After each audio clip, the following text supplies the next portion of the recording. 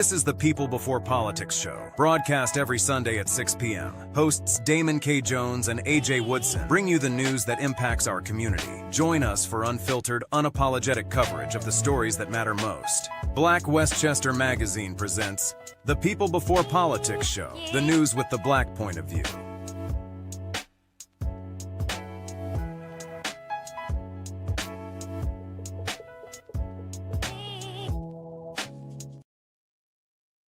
Peace and blessings, everybody. Peace and blessings, everybody.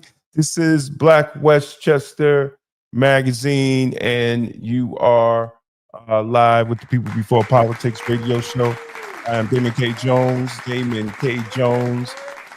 and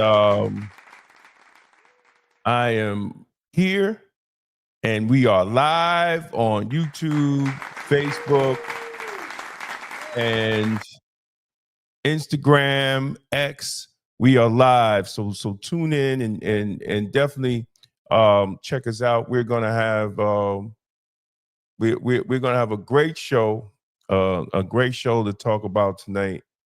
We're gonna have our man Jonathan Newton's coming on, defensive attorney, and we're gonna have some real conversations about the P. Diddy trial.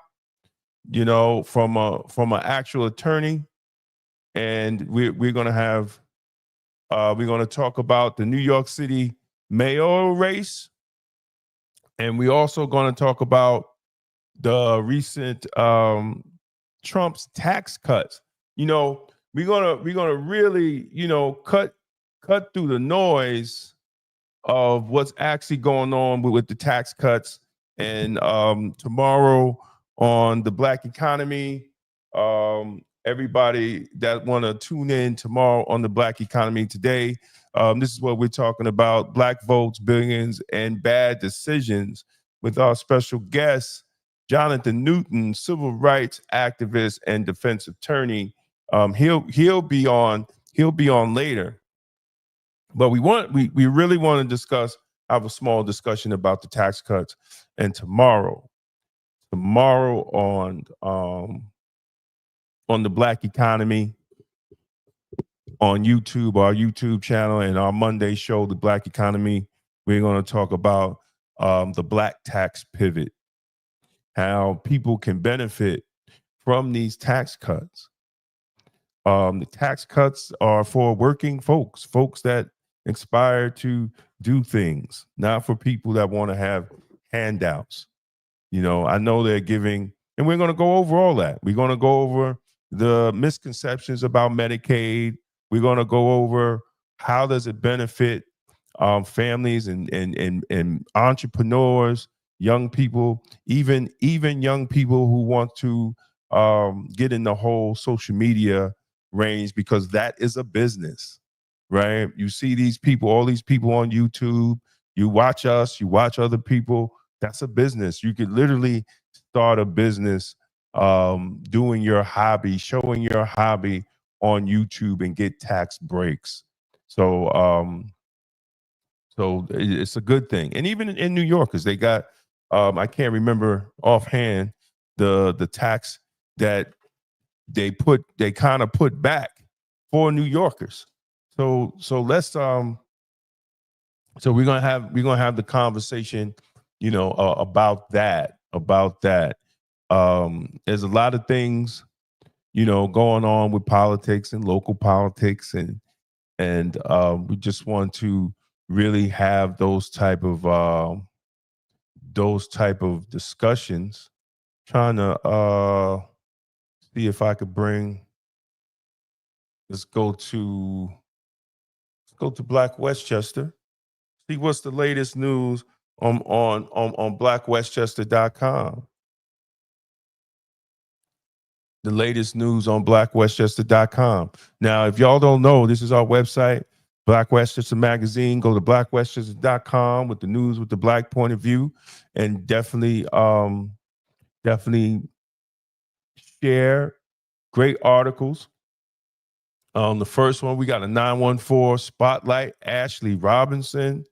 Big shout out to Ashley Robinson, an inspiring journalist who hosts and produces her own cable TV show while graduating with a 4.0 GPA.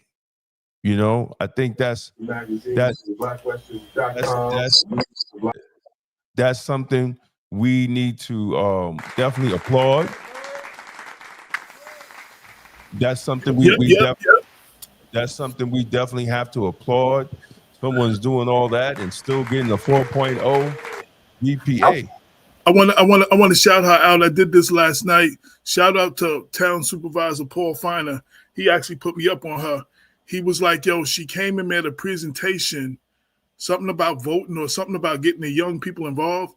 And Paul Finer said he was so impressed by her, he offered her a show to see if she wanted to do like a cable show. And she hosted and produced like 5 episodes herself.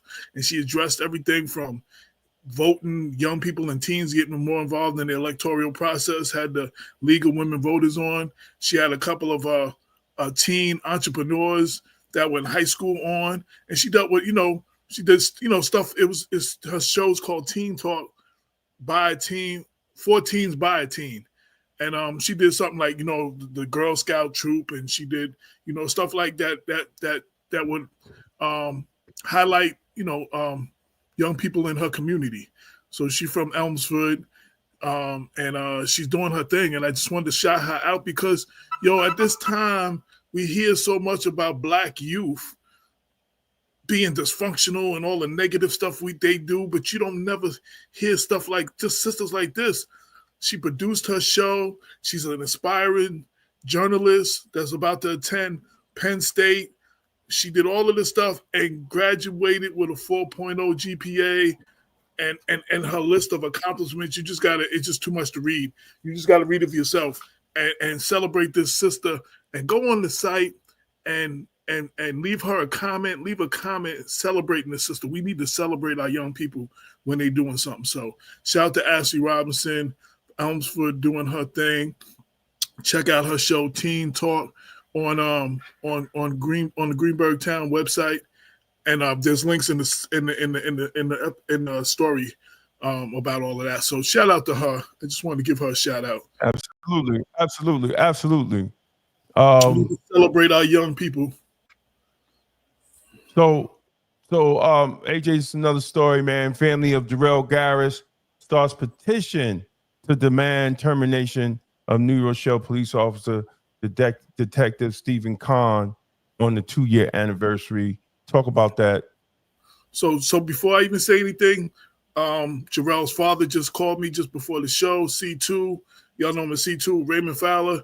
And he said, yo, to me and Damon, he said, yo, I really just wanted to call y'all and thank y'all for all y'all do and for all that y'all did for my family and for my son. He said, I know y'all be holding it down for everybody, but a lot of people might not call y'all and tell you how they appreciate you. And he said, yo, make sure you tell Damon, because he had my number. He said, make sure you tell Damon too. I appreciate your brothers. I appreciate what y'all do for the struggle for justice and what y'all did for my son. So this story here, it's the 2-year, July 3rd was the 2-year anniversary of when New Rochelle police officer Detective Stephen Kahn shot Jarrell Garris for allegedly taking and eating like $1.81 worth of fruit, like some grapes and a banana or something like that. The shop called, the place called, and they said they think he had mental issues. The 2 white young lady cops, female cops, they were basically talking him down, containing the situation. Detective Kahn rolled up and escalated the situation, went to arrest him, claimed that he was reaching for a female cop's gun. He yelled out the word gun, and he ends up shooting Jarrell Garris on the 3rd, and he dies from the injuries on the 10th, 7 days later. There's more footage. All the footage never came all the way out, but some of the later footage that showed when after he shoots Jarrell, talking about Detective Stephen Kahn, he tells the female officer, he had your gun. She says, no, my gun's right here, and it's still strapped. The strap is on. And Damon and other people in law enforcement were talking about how hard it is to pull a cop's gun out from the back because of the way it's strapped and the way it's hooked in. I mean, I can let Damon tell you more about that, but I've heard that from several cops that it's not easy to just pull a cop's gun, especially if it's strapped if it's strapped in like that. So anyway, he tried to use the narrative. Went to the AG. AG found no reason to indict them. New Rochelle saw nothing wrong in the officers. They supposedly settled with the family. The family sued, but supposedly that's not a done deal, even though the city is saying they paid it out. Supposedly they may not have paid it out yet, and that's still ongoing. So I left that part of the story out. But they left with no other alternative. So he started a petition to get enough signatures and he wrote a letter. So he also wrote a letter to all the leaders in New Rochelle, the police department, the mayor, and all of that. That's in the story too. So I just wanted to highlight that and keep the brother's name alive. And while we keeping names alive, yesterday, July 6th, is the anniversary of Alton Sterling too. So let me just keep that brother's name alive too. We need to keep those names alive. People think that it's over and done with, but no, we keep those names alive for them brothers. The fight for justice is still ongoing. And there's other situations. Shout out to Dawn C. Wright. She said, good evening, AJ. Good evening, brother Damon. Shout out to my brother. Shout out to my brother Carlton Bedford Dozier. He said he's tuned in. Shout out to my dude. He supports. Damon, I told you he came from Brooklyn all the way to Yonkers to my book signing. Man, thank you, brother. We appreciate it. And he getting his airfare to come to the show in London. Like he support. I grew up with him in CI, Central Islip, Long Island. He really support. He holds us down. Always comments on he's one of them people that when he reads a story that he likes, he leaves a comment talking about the story. Like a lot of people I wish they would do more of. He always does that. When he reads some of your stories, he comments on why he liked your story and why he liked the subject you covered. He one of those supporters. He holds us down. Thank you. We appreciate it. Shout out to Natasha Hunter McGregor. She just said good evening. Go ahead. Hey, what's up? The next story, brother, you got the descendants. This is very interesting. The descendants of Frederick Douglass read his speech, what the slave is to the 4th of July. I think that's very, very great, man. Shout out to Lane Cobb because she pointed that out, because I put the story up with James Earl Jones reading the speech. These are actually the great,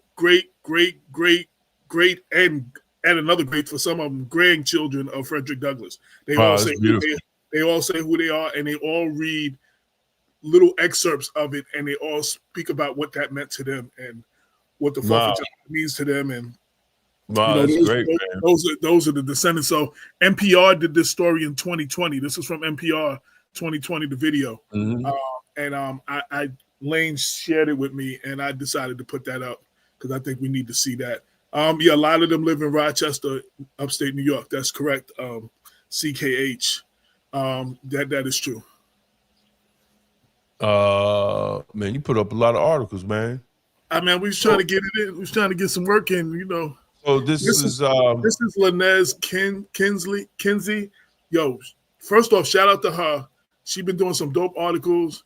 And every article she do, every event she cover, mad people comment, talking about they love her style of writing. So thanks to that sister for holding us down. She's actually Black and Puerto Rican, and she was writing the story about the immigration and how the situation is going after permanent residents and green card holders, and how some of these people, she's telling that story, how some of these people who are permanent residents here, they can't go to their country to celebrate, for the death of a family member or something, or for a holiday or something, because they might not be welcome back in with this travel ban. So and she deals with all of that in her story.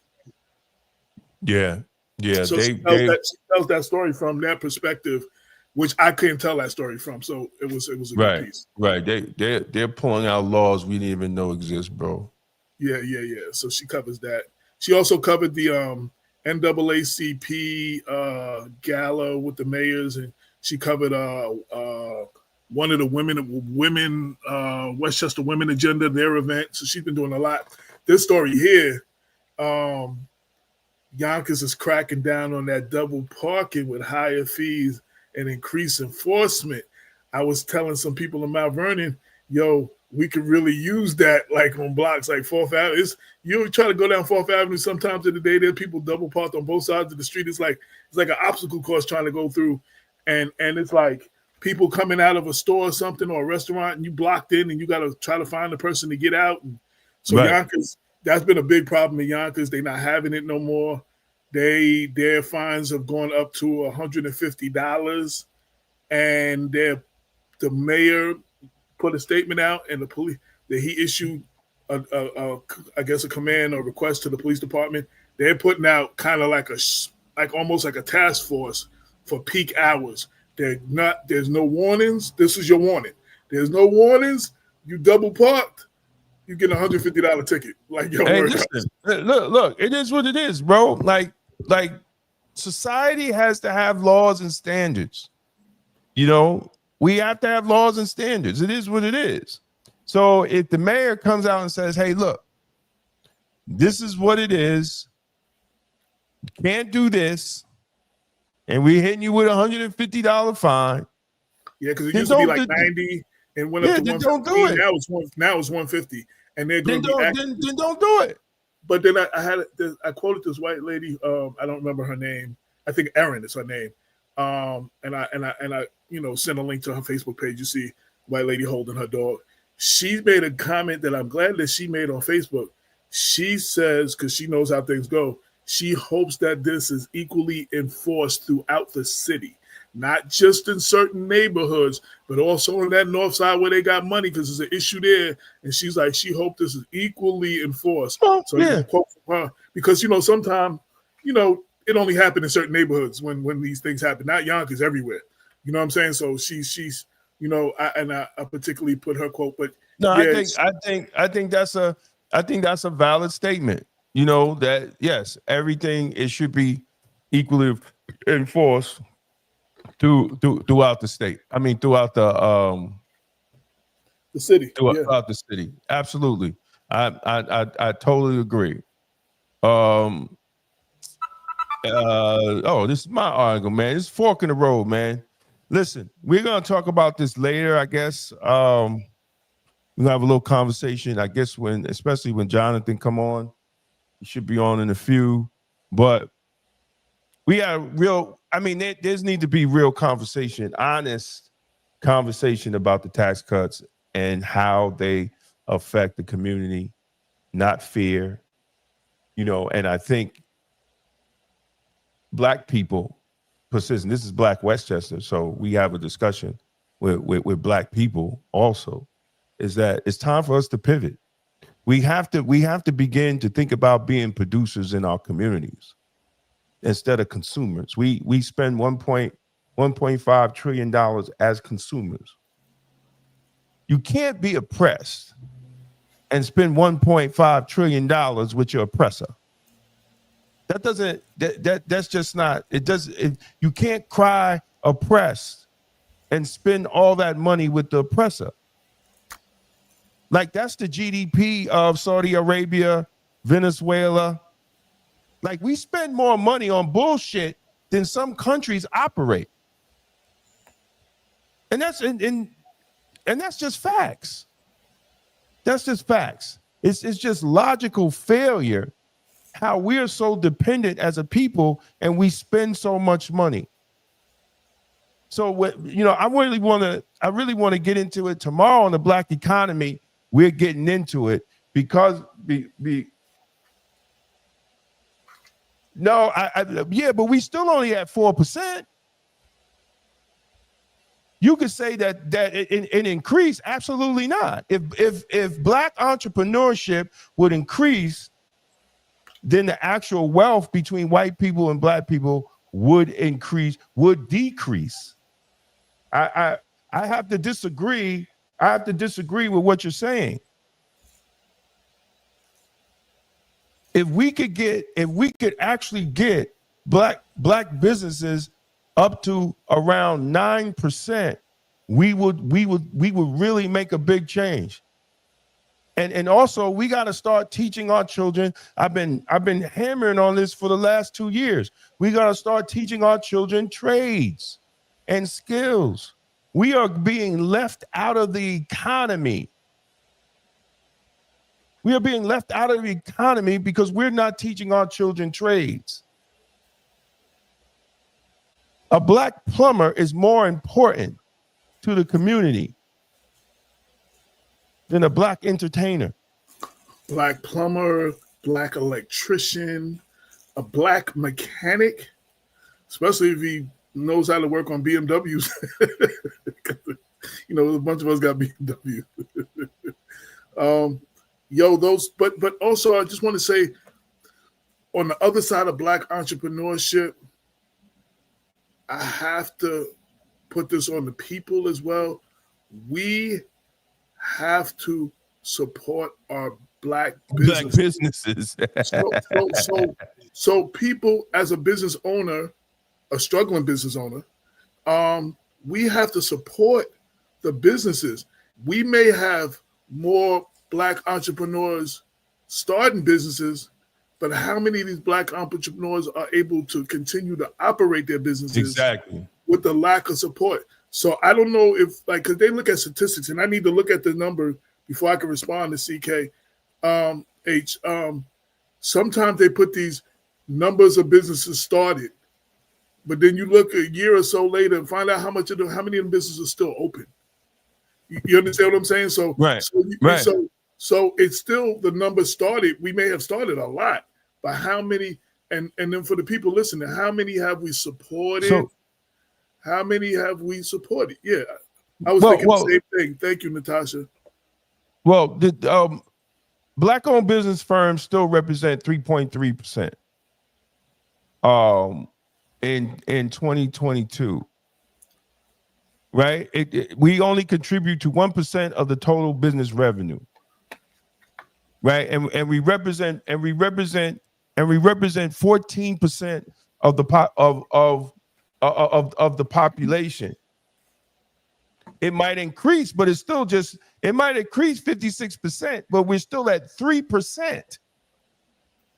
We're still at 3% of the total number of out of 100% of businesses in America. So listen. What's up, Terry Watson? One thing Damon is saying that he didn't say it all the way. We have the spending power to put a major dent in the increase in the separation between white and black wealth if we supported the black businesses. If we thoroughly, like, you know, I'm with, you know, I always said this remember back in the days, Nancy Reagan had the Just Say No campaign to drugs, but she never told the kids what to say yes to. So you telling people, don't go to Target and don't buy from Amazon. What you need to do is start putting a list of black businesses in your area and sharing them and telling people to spend their money there. You can't just tell people what not to do, where not to spend their money. You need to help those who know. You need to share those lists of the black businesses in your area. And you go to a black business that you like, do your post, do a social media post, tell everybody about this business. That's how you help these small businesses grow and they stay alive. And then as they grow, they can hire more black people. You understand what I'm saying? More of our youth coming out, you know, for summer jobs or whatever. We have the power to do that. So just in our spending dollars, in our spending power. I just want to say something. We have more black businesses in the 60s, in the 50s, in the 40s, in the 30s than we do in 2025. We have to pay attention. And yeah, we are increasing, but we have less than we have had before. We could use the excuse of the white man and racism and what they did to Tulsa. We could use those excuses. But we have to pay attention to policy. We have supported, as black people, we have supported bad policy since the 60s to 2024. Across the aisle. We supported policies that did not give the correct outcome to the black communities. And the result is the lack of black businesses. It's just not for us to support business, which is great. It's just not for us to start businesses, which is great. It's also for us to make sure that those people that we put in office are creating the policies. DEI was a sham. Affirmative action was a sham. White women benefited from all those policies. Black people did not benefit from it. And until we have real conversation about policies and how policies affect our everyday life, and the people that we put in office, especially black people that look like us, that's supposed to have the consciousness and wherewithal that they're going to make sure that these policies is going to work for the greater good of the black community, we're still going to be behind. Even at 53% of growth, we're still at 3%. But we spend $1.5 trillion. Anyone that's sane would say something's not right with this picture. Anyone that has common sense will say something's not right with this picture. Anyone that has just a little understanding of economics will say something's not right with this picture. So we have to really, really pivot hard and focus on community building, focus on making sure our children are prepared to be business people. There's only three ways you're going to get rich. Stock market, entrepreneurship, right? And real estate. That's it. All this other stuff they talking about is not reality. It's three things. Three things you're going to get rich. And we need to be preparing our children for those three institutions. All this other stuff y'all talking is not going to do anything but leave us as consumers. And all those three is hard. Investing in real estate is hard. Being an entrepreneur is hard. Understanding the stock market is hard. It's only 30% of black people actually invest in stocks. And probably most of them only do the 401k because they got their job, but don't understand how stocks work. We have to pivot as black people. This tax bill is not for consumers.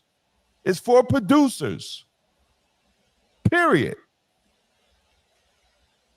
And if until we start talking about being producers, I don't care about boycotting Target. Where is the black Target? Point me to the black Target.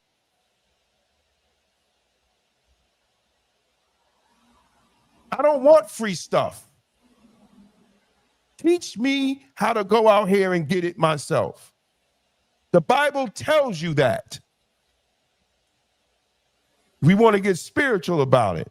The Bible don't tell you to look at free stuff. The Bible tells you to work with your hands. We got to get it right, people, or we're going to get left behind. There are deals being made, and black people are not even nowhere to be found. Well, the whole thing, what the Bible says, that adage, if you teach a man to fish, he can feed his family. But instead of giving him fish, some of our policies that we're complaining that we're trying to hold on to are designed to give us fish instead of teaching us how to fish. Because the more we know how to fish and can fish on our own, then less and less we need to be dependent on the government. And that's the thing there. Our elected officials, citywide, statewide, countywide, nationwide, depend on us, our communities being uninformed and misinformed, and depend on us and this whole economy depends on us being the consumers. We are the consumers that run this economy. We are the battery that keeps this economy going. All these people live off of us as consumers. When we become producers and when we start supporting our own, which they don't want to happen because then you're taking millions of dollars out of their pockets and then putting it into our communities and our dollars. When you support black businesses, because most of the businesses we support, the people ain't from our community. They take our money right out of our community. They don't invest in our community. Someone said something about black businesses not hiring. Yeah, I wanna talk to that too. That's not all true. A lot of businesses are hiring the cheapest labor that they can get just to survive. Rich people are doing it to keep rich, and some businesses are doing it. We're not supporting these businesses. They can't afford to pay some of these employees the minimum wage and all those other things. Sometimes they can't compete with stores. Your local black store can't compete with a Walmart or something who's underpaying that's getting cheap labor, cheap products out of China, and they buying it in bulk, and they're not paying their employees much. They can't compete. So if you're going to pay, and this is just simple numbers, if you're going to pay minimum wage and better, these small businesses, they they pay more for products than like a Walmart or something because they order less. They have to start charging more. And then the complaint was these black businesses are charging way more than everybody else. So to save some money, maybe some of them are hiring some of these people that, like everybody else is hiring, to keep the price low. So you can't have it both ways. Like you can't. Go ahead, David. I think it's a culture issue. Why are we still having this conversation as black people? Asians don't have it. They support Asian business. I don't give a shit if it's a Walmart sitting in the middle of Chinatown. And there wouldn't be a Walmart in the middle of Chinatown. There wouldn't be a Walmart in the middle of Chinatown. Well, that's the thing too. Jews don't have this conversation. Italians don't have this conversation. Black people are the only people that we have to convince each other to support black people no matter the cost. And that's one of the biggest problems is our culture. What did Hafiz Muhammad tell us when he was on? He said the quickest way to get a black person to spend their money is tell them you don't want it or their money's no good here. We'll bust our butt talking about my money's just as good as everybody else, and we go spend our money with everybody else. But that's the mindset that they have created over the years, and we haven't broken through that glass ceiling. That listen, support your own. The other thing about supporting your own, I'm sorry to interrupt you. I wanted to make this point. The other thing about supporting your own, all of those other cultures and groups of people he mentioned, they recycle their dollar 6, 7, 8, 9 times before it leaves the community. That's you supporting your local businesses, no matter what it is. Hispanics are starting, the Latinos are starting to do a little bit more of that. You see the little communities that they have. They go to their local stores. They go to they're spending their money with each other and they're building. That's what we have to do. That we recycle our dollars. Our dollars come in our pockets and go right out of our community like within hours. Like we don't recycle our dollars in our community. That's supporting, and that's the problem with these black businesses trying to survive. I wanted to mention something else because somebody said the lack of us. Someone said something about supporting black medias too. We have to have all those. We have to support. I just want to read that comment because that. We have to have black media. But we barely support. We barely support that. That also goes with black media to advertise and said business. Absolutely. Too. And so I wanted to say real quick before that, last week's show, I want to thank everybody who tuned in. Last week's show on YouTube, as of right now, 11,407 people watched last week's show and are still watching it. Subscribers, we started last week, I think 9.2 or something. We're at 9.83. We are just short of 10,000 for the subscribers. So that's another way, and it's free, that you can support. You can subscribe, because then you help us with the algorithm and bring us more attention, which brings us more advertising and all that other stuff too. Leave comments, watch, share. Those are things you can do as well. And then support. You know, we got the super chats and we got the donation buttons and all that other stuff. If you like what you see, we have to start supporting the businesses we appreciate with our wallets and not just our words. We keep talking about, oh man, that's a great spot right there. And I had a post on Facebook recently. I'm posting back again. If you have a friend who has a business and you have not supported it, you need to stop calling that person your friend, saying you that person's friend. Yo, real talk. Yo, stop saying you that person's friend and you're not supporting their business. We need to stop that. We need to stop that. So we need to, a lot of things are in our control, but we need to understand it. All those other groups of people understand the power of the black dollar, and they do everything they can to get it and take it out of our community. We don't understand, and I don't know how many other ways to explain it, because we're going on our 11-year anniversary coming up this year, and we've been talking about that for 11 years, and our community's been talking about this forever and ever, not just us. And we're still having the same conversation, like Damon says. We need to support our own, and that's it. That alone can change that can help with the wealth gap. Because all those other people, that wealth gap, because we giving all of them our money instead of spending it with ourselves.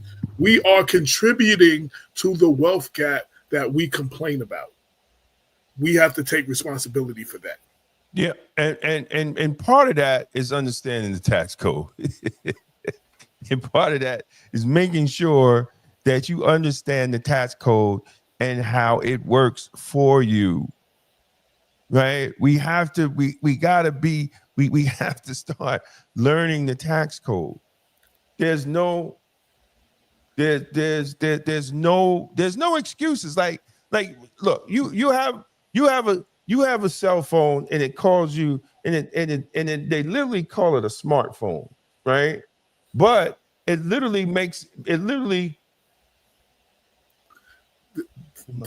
is an all too familiar story. I brought an opportunity for the people to get paid in the city of Mount Vernon. I introduced it to the city council members and a whole bunch of supposed influential people in the city. I don't think anybody believed me, so I went back to Ohio. I'm going to try again.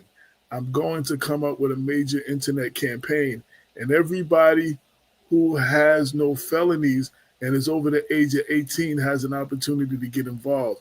I'm going to introduce it again, and I'm going to show you the business plan. Great, man. Absolutely, brother. I bring that up to say, all too many times in our community and here in Mount Vernon, and this is not just, be clear, I'm not talking about just the current administration, but I'm talking about the history of the city and black people running the city. A lot of times ideas are brought to the city, and if the elected official is not getting their payoff or their cut, or they're not getting their whatever, it's not going to go through. Even if it is good for the city, if they can't see how they can make money. This is not, again, clear, not about every elected official, but I don't need to name names now because we did those stories already. We told them stories for 11 years. You know who we're talking about. Certain elected officials, you got the greased palms to get certain things to go. And if they're not going to go, you know, if they're not getting their piece, they're turning down things. Like we talk about Target. Target wanted to put up the money to to do Memorial Field. That wouldn't have been no cost to the city. But the elected official who was in charge at that time years ago. I don't want black people to get triggered when they hear Target. This was years ago. This wasn't. This was years ago. This was I just need to make sure because I got you. Target sets off a trigger to black folks because these black leaders got them thinking not shopping at Target is going to change something. Right. No. It ain't going to change shit. This was 10, 11, 12 years ago.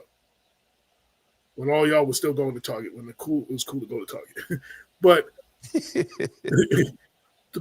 my bottom line is, and they call it Target Memorial Field or something, like putting, name the naming rights and something else. And the elected official wasn't getting his piece of the action or whatever that he was getting the other way. So he turned it down. Allegedly. And we went through this whole thing of how not having this park open for almost a decade. You know what I'm saying? So there's been plenty of stories where people have brought stuff to our communities and our elected officials because they wasn't getting a piece of the action or they wasn't getting a little whatever. They didn't help those programs that could have been good for our community go through. Which means proper education is important too. Education is always important. Education. But listen, there's education. We get this word twisted. We think education, you make sure you graduate high school and then make sure you go to college. There are trade school is education too. Education for a trade. Like there are different things of education. There's other education we don't talk about, like being educated in your electoral process and civics in your city that we don't teach. That education is as important as you put on school education. We need to be teaching that in school, but we need to be teaching that to our communities. And that education is very important too, because without that education, we don't understand how politics work. And we don't understand that, this whole thing we go through with the politics and the PACs and all that stuff. We don't understand how it works. And we just give our vote to people. And then we get mad that we didn't get what we wanted to get. So those are included. I want to include that when we talk about education is important, not just schooling. That is very important as well. And that's what we need. And what Damon was saying, being educated on the tax code, that's education. All of these things we need to be educating our community on that we're not, and elected officials are benefiting from our lack of knowledge, being uninformed or misinformed. So I wanted to address that with education. And we lead into New York City with ranked choice voting, progressive politics, and the decline of the black political influence. The ranked choice voting has become something that has diluted the black vote in New York City. The issue, what came out with the recent Democratic primary, is that even though Mandami, I think I pronounced his name correctly, who is a progressive, didn't win with the white vote, with the black vote. And that, even though his alleged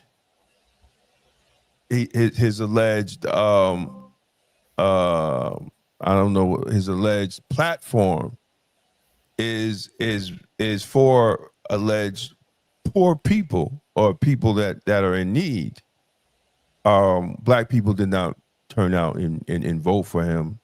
It was a majority of white liberal people. So we're trying to look at it is how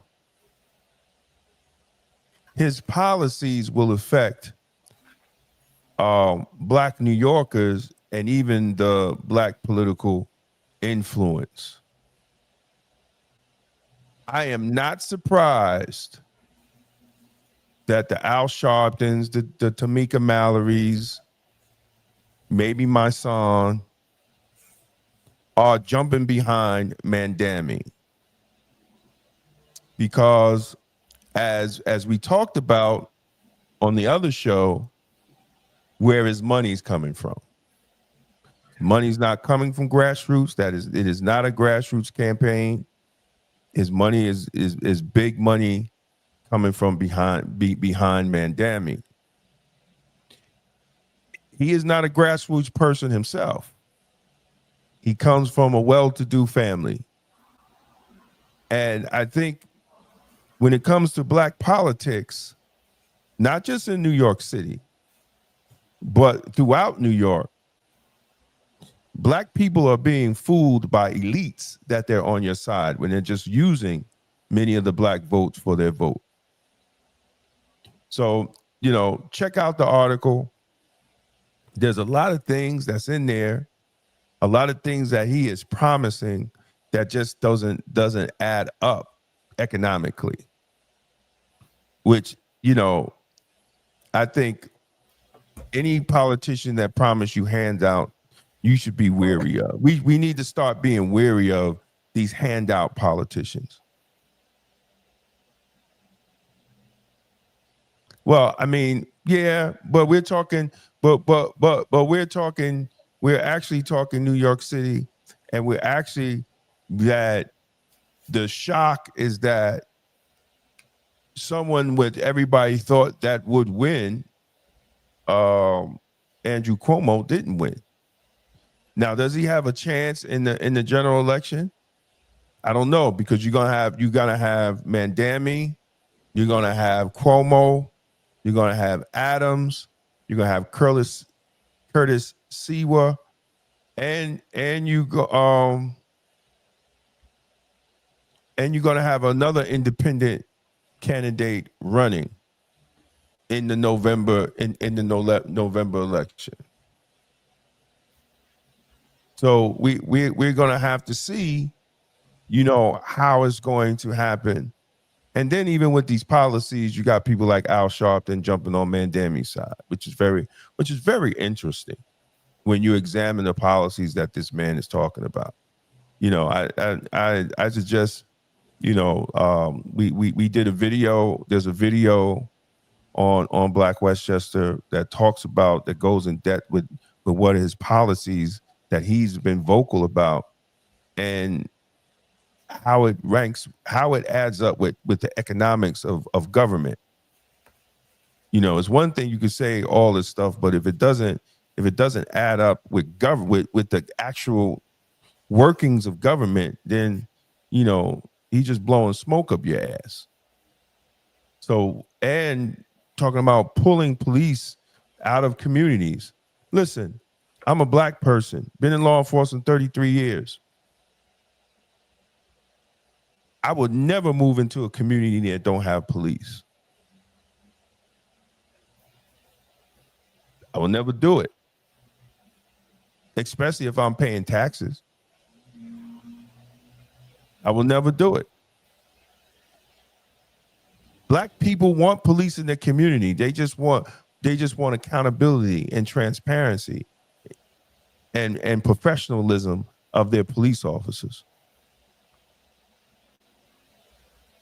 I don't know when do we get to this political talking points that black people don't want police in their communities. When did we start this shit?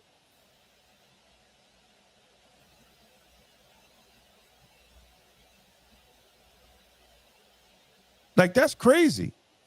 Yeah, police brutality exists, but it should be accountability for those few officers. And it's not the whole police department. It's a few officers that get away with it.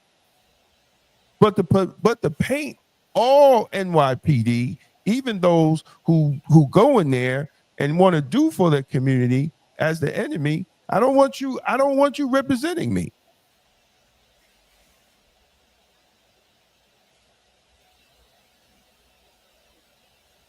No, I don't want. Listen, I don't care the color of the cop, because I know some black cops that will beat you quicker than the white cop just to prove that they're part of that culture. It ain't about the color; it's about the conscience of the officer. I've said that often. I'd rather get stopped by two white cops than a white and a black cop, because the black cop often shows out for the white cop. Exactly. That's tough. And we've had that in Mount Vernon.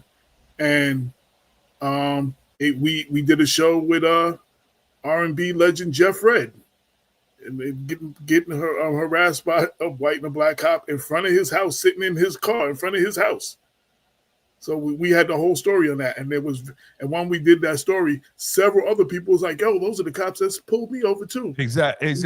And the black cop threatened to pull Jeff Red out the car through the window, like, or something like crazy, like. So sometimes when you have a black and a white cop, the black cop shows out for the white cop. Not in every situation, but some situations, in many situations that has happened. So I rather, what Damon said, I rather cops of consciousness than of color necessarily. A lot of times, even our black elected officials, like, yo, sometimes some of them ain't doing us no good either. So, like, we got to stop calling for people just because of their color and voting for people just because of their color. He said, I remember that Jeff Red incident. Yeah, we did a big show. We did a big show, an article on that, and he used his celebrity to bring attention to the situation. And one of two of those situations in cops, they were the things they did with some of the stuff that was mentioned when the DOJ came and investigated the Mount Vernon Police Department. He was part of it. And then you know what they do? They go up to the county, they become county police. And this is the sad thing about our black politicians and our black leadership. And we need to hold them accountable. But we don't. What happened? What happened to the DOJ report? What the people of Mount Vernon have not got a sentence from the mayor or the commissioner on how they was going to address those policy issues. They haven't got a sentence. But nobody says anything. It's business as usual. People forget. These are your tax dollars. I've been talking about police accountability for over 30 years. I never had to confront a Republican. Wasn't Republican cities, wasn't Republican mayors I was going to talking about it.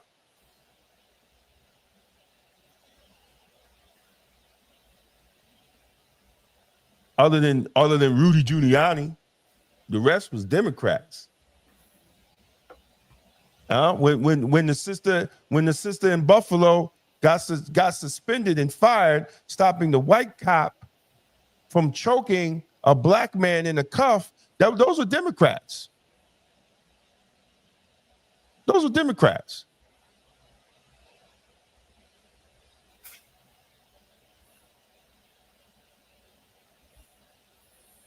When Detective Ridley was shot and killed for trying to break up a fight, it was the county was run by Democrats. And it happened right across from the county building, right across from the county. Exactly. Office. Huh? Yeah. Those were Democrats.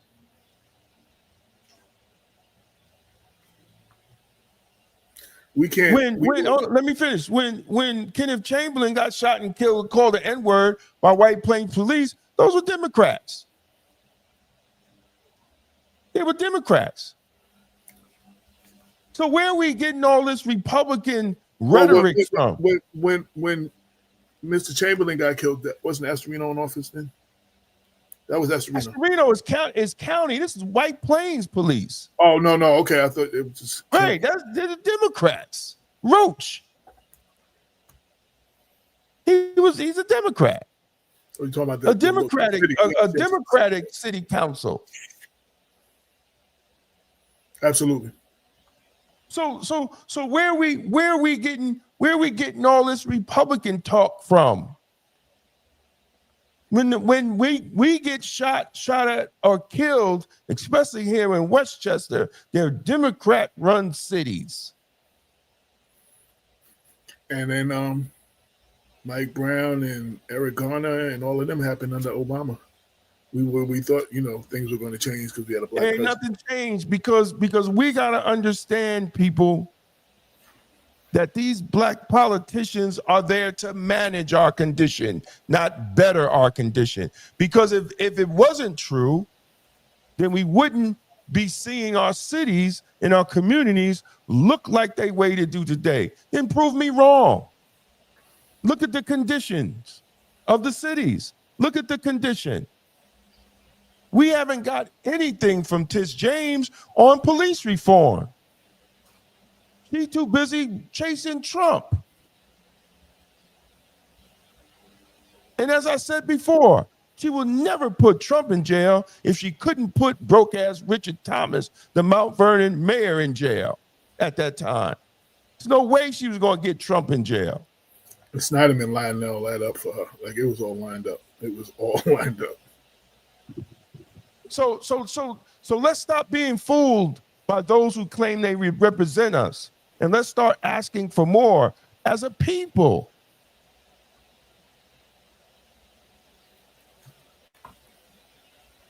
We got to start doing it.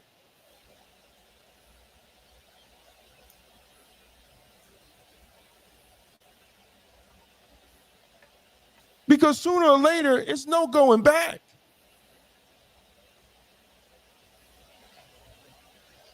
It's no going back. We're gonna remain at the bottom.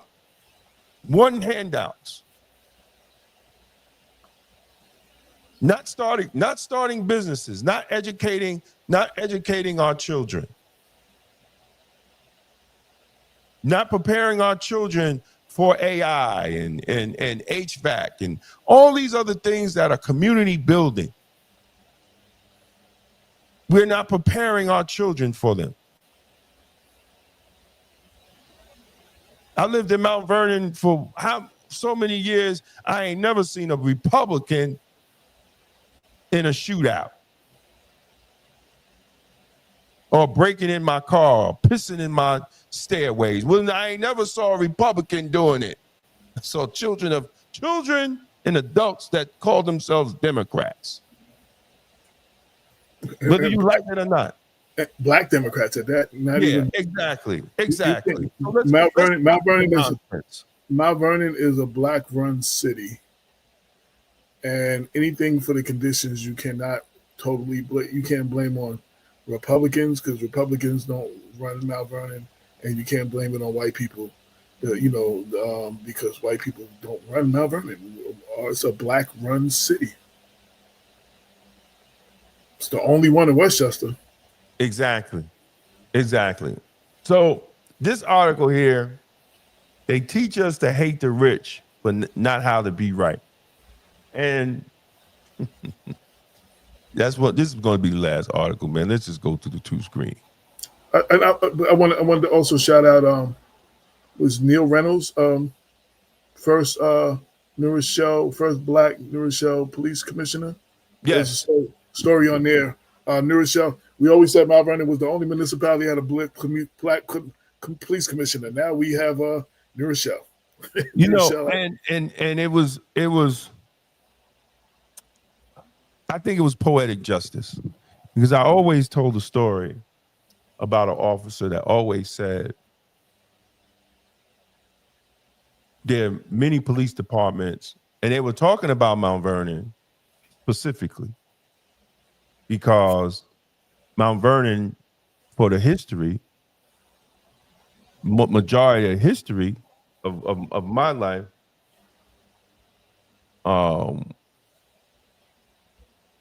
was the only police department that had a black commissioner outside of the department, outside of the Department of Corrections, right?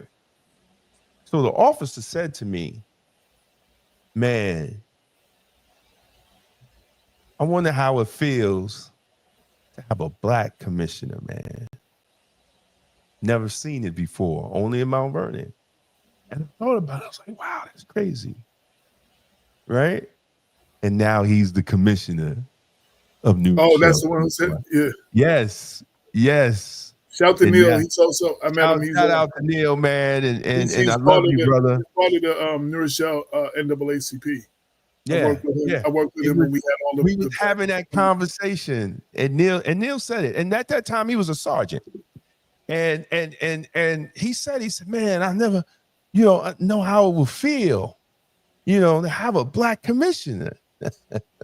And look how God blessed him. And the next time I see him, I'm going to remind him of the conversation.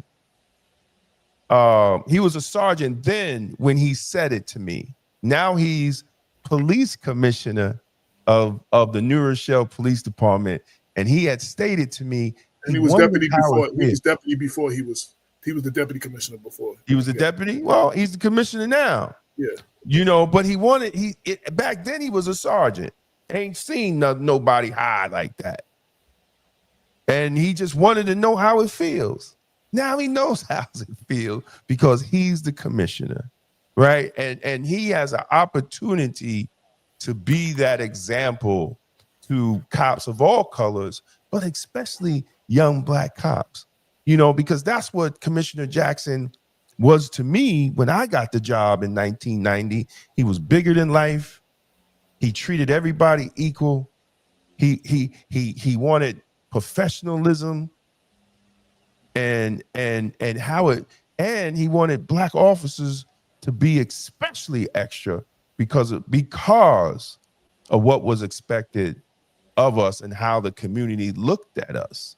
So, I mean, I think it's great. And I think it's, I really think it's wonderful. But I want to get back to that story. Jamal Bowman put up a post, and I got to address it because he did it in public. I got to address it in public. He had 3 rich people. They worth 10 million. They worth this million. They worth that million. And then he says, here you are making 625. Like it's their fault you're making 625. No, everybody starts off small and grow large. That's how nature works. If social media was alive around when Jeff Bezos almost lost Amazon a couple of times, and the sacrifices that he had to make Amazon what it is, why are we painting him an enemy? Why would we paint Mark Zuckerberg, who decided to take Facebook and make it a platform originally for college students? He saw the need in that. Or Steve Jobs or anybody else that saw a need in that. Why would we make them the enemy? Because if we all aspire, now listen, if we all aspire to do great things, and a lot of times when we do great things, it comes with money. Do you become the enemy if you aspire to do great things? If 10 years from now you do something and you're worth $1 trillion, are you the enemy?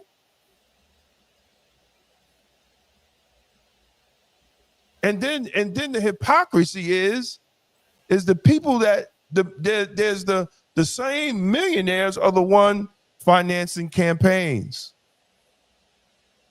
giving AOC money. How did AOC make $10 million? The highest grossing campaign finance report in the first quarter of all politicians, but her community is one of the poorest, her districts. Flying on a private jet, but she talking about hate rich people and oligarchy. You're living like a rich person. Nancy Pelosi is a rich person, but they're telling you not to like rich people. Make it make sense. Make it make sense. How rich people are telling poor people not to like rich people. And we're literally believing that bull. And then they want to offer you free stuff on the backs of rich people. That doesn't make that doesn't make any sense. And we have to really stop demanding that and start demanding outcomes. What is your policies? What are the outcomes that's going to benefit our community? We got to start doing it sooner or later. I don't care about what Steve Jobs is worth. I want to know how I can get those skills to make the money that Steve Jobs make. I don't want to make Elon Musk an enemy because he's rich. That man is sending people to outer space. The flood that just happened in I think North Carolina, South Carolina. They had no communications. Elon Musk said, "Here, use my whatever link," sent down phones, and they were communicating so they could save people. Why are we hating that man? We should be saying, how do we create things like that? How do we use our mind? They want people to be constantly stupid and consumers.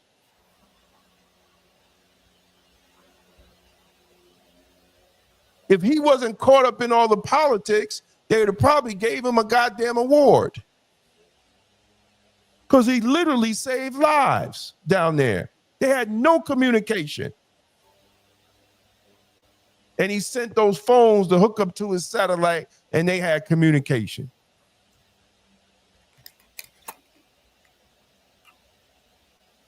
But you listening to these fools to want to hate those people. I mean, we should be aspiring to do those type of things to produce the products that make society great. Hell, when I started working, I made whatever the minimum wage was then. And that wasn't enough. I got another job. Then I was rocking 3 jobs. I was rocking 3 part-time jobs around the clock to give me a full check. Now don't nobody want to work.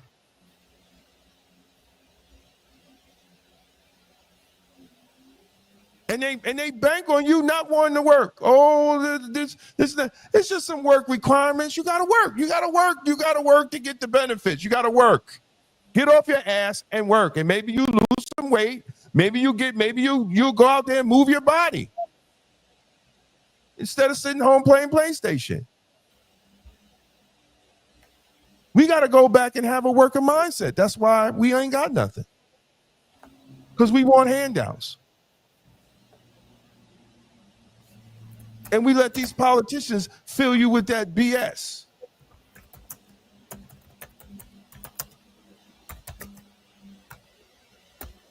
Having a business is sacrifice. Having a business, you might get divorced. Your kids might not like you. You trying to be successful, some of those things happen. You might lose your house. How many times Byron Allen talked about how many times he almost lost his house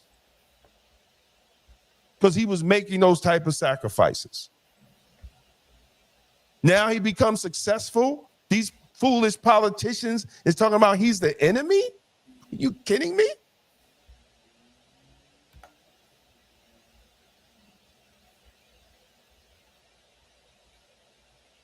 Come on, we got to do better. That's how they keep black people poor. That's how they keep us poor.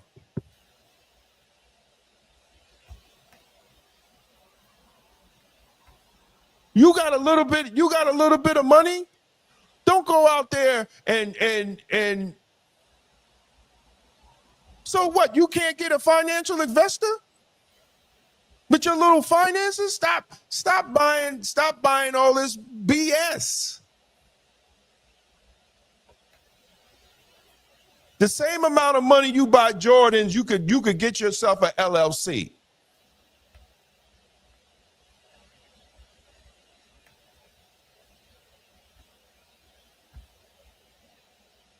You could get yourself an LLC for the same price as some Jordans and start yourself a business.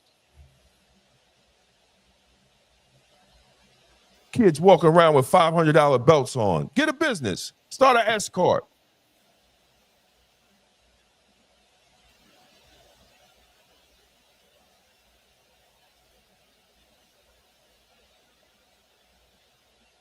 It's just that simple.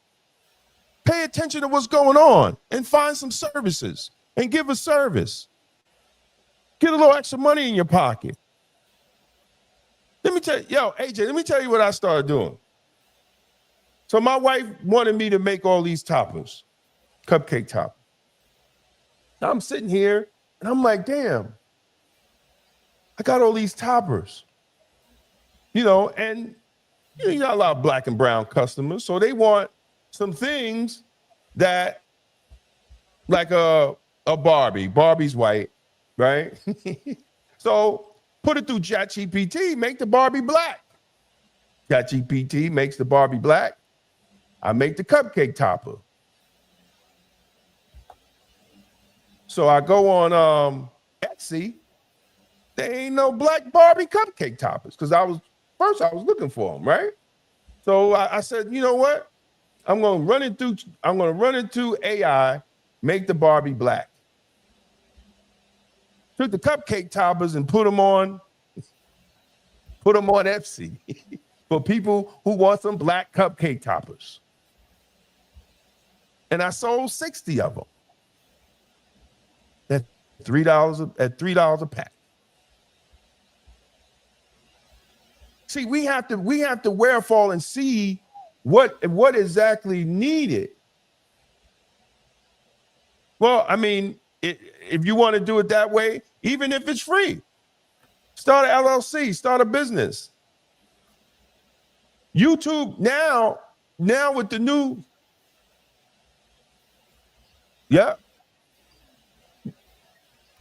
listen, YouTube now with the new tax bill, content creators can deduct their business expenses. Everybody's on TikTok and everybody's on YouTube. Now with the new tax bill, now you could deduct your cameras, you could deduct all that. All that. And if we're not going to take advantage of that, then we're foolish. We're foolish now. You go out here and you make these videos. You got a car. You use the car to get around, make these videos. Now your car is 100% deducted. Take advantage of it. Then take that money that you get in your tax return and invest in some stocks. Invest in some crypto. Don't go spend it. That's how you build wealth.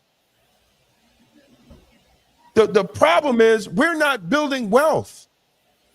And we're not teaching our youth, our young people how to do it. So we ain't teaching our adults to do it. No, I'm saying if the parents ain't know, they don't know, so they can't teach the kids how to do it.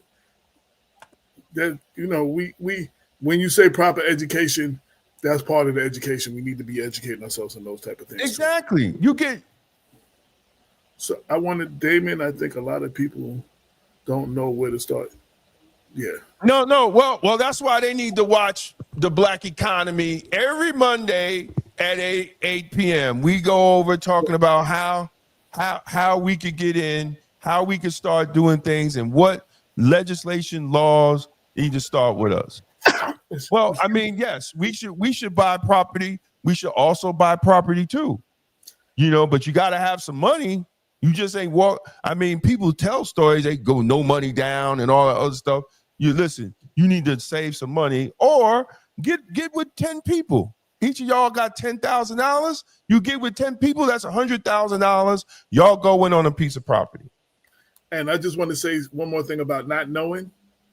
We live in a day and age where you can Google and you can watch a YouTube video, instructional video, and you can do that on your phone. Every time, there's things that when I was living in Atlanta, you know, I was hustling. There was things I didn't know how to do, but my neighbor needed something done, and they were about to pay somebody to do it. And I Googled the process of how to do it and got the supplies, and I did it. And I made that money real quick. I ain't never did it before, but it showed step by step how to do it. You can Google almost anything, and you can find you an instructor video. So you can Google how to start a business and what's the process. And, you know, all I'm going to say, though, when you do start it, make sure you dot your I's and cross your T's. It's another thing we do. We start businesses without all our paperwork correct and stuff. You understand what I'm saying? And then, you know, we don't wonder why they don't they don't last. We have to make a plan and follow that plan and make sure all our stuff is right. You know, sometimes you might need to talk to a lawyer about something. Sometimes you might need to talk to an accountant or a tax type of person. That's what they do. You know what I'm saying? And you might need to spend money on those type things. You know, so you know, you don't just, I'm going to start a business, blah blah blah. Read up on starting a business. Find out all the things you need to know to run that business and to be in business. That's another form of education. We need to educate ourselves. So a lot of parents don't want to know, or they don't believe it, so they teach their kids not to believe it. Well, that's true. You know, you can't teach what you don't know. So, you know, we understand times are different. Our parents were taught, you know, you go to school, you go to college, you get a job, you know, a pension, and you do all these things, and that's how, you know, that's the American dream. Things are changing now. There's not that kind of job security like my dad had, who worked for General Motors for 35 years. There's not a lot of job security other than like the job that Damon had, where he was there for 33 years. A lot of corporate jobs, they don't have that kind of security. Politics, none of that. You have to do something for yourself. You have to take those chances. You have to invest in yourself. We invest in everything else. You know, every time you spend money on Gucci or whatever, you're investing in that company. But you're not buying stock, but you're investing in that company. That same money to buy that, you can invest in the stock and you can make some money instead of just buying products. Yeah. I just wonder, Damon, so from this point forward, we are also streaming live on blackwestchester.com. You go, it's up there, the video's up there, it's playing right now on blackwestchester.com. Oh, so okay, good. So it's just like I put it up the story. I don't have to wait now. I just did it. If you go to the site, it's actually now. You can watch the video on blackwestchester.com and watch the show live. Okay. Okay. So I don't have to wait till afterwards no more to post it up. I just figured out how to do that. It's up now. So I don't have to wait till. See, you hit. Oh yeah. That's dope. So we're also streaming live on blackwestchester.com from now on too. So, if for all those that don't want to do Facebook and maybe they don't mess with YouTube and stuff, but they support us and, you know, they don't do the social, you can also from now on go to blackwestchester.com and you'll see it and you can watch the show live from now on. You can always watch the repeat, but now you can watch it live. So, you know, you got to try new things. You got to learn new things. You know, another thing that gets us, technology changes, trends change, but we don't always try to educate ourselves on the changes. And sometimes we might be doing good right now and we rest on our laurels and then we get left behind because we're not staying up on what the new thing is and what the new trend is or the new thing is and whatever it is we do. You know, you have to constantly, you know, research. You have to constantly know what's out there. How can you use the AI assistant? You know, they got kids right now starting businesses with AI. AI is like literally starting their business for them. Like they're using AI. They're sending out, they're doing their website. They're using AI. They're actually running, entrepreneurs are actually using AI and utilizing as AI as an assistant to do some of the paperwork, needs to be done to do some of the things they need to be done, they're actually utilizing this. And these are young people. Some of these people are still in school. Some of these people just got out of school. So you know, we gotta stay up on what is going on, and we can't always be stuck in the old ways. We have to incorporate some of the new ways of how to do that to continue. What we do with Black Westchester, we have to constantly stay up on the new ways that media is being put out, or we'll be like one of them other places that just got left behind, and we're not here no more. We have to constantly read up and find out what the new trends are, the new ways of getting this information out is. Mm-hmm.